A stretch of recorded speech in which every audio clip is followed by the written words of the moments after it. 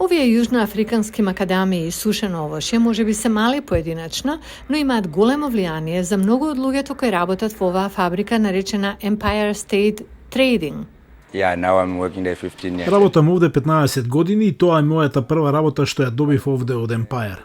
Доаѓам од рурална средина затоа што има недостиг од работа таму. Сукази со своите приходи издржува 7-члено семејство.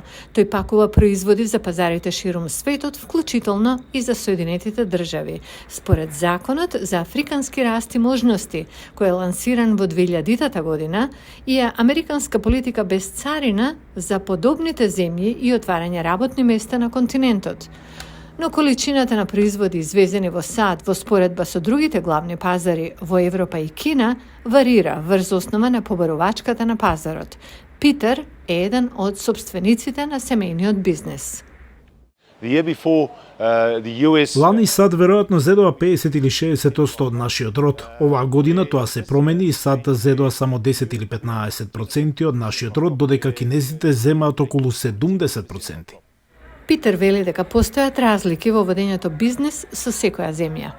It's completely different cultures to start off. За почеток тоа се сосема различни култури, условите за плаќање и се друго е различно. Кинезите имаат многу голема важност околу односите и така натаму, додека во САД е повеќе деловно. Зависи што може да понудите или што може да платите.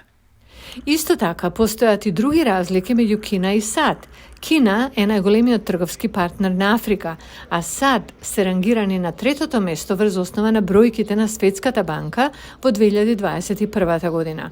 На годишниот самит, чиј домаќин е Јужна Африка оваа година, американската трговска представничка Кетрин Тај изјави за Гласот на Америка дека Вашингтон му дава приоритет на африканскиот континент.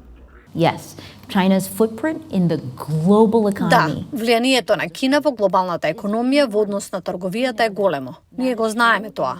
Типот на партнерство што може да го донесат САД е различен од она што го имаат со другите партнери и затоа сме фокусирани на зајакнување и градење на партнерството на САД со Африка. Јужноафриканскиот председател Сирил Рамафоса го повика Конгресот на САД да го обнови законот пред да истече, за да може да има повеќе инвестиции и повеќе работни места.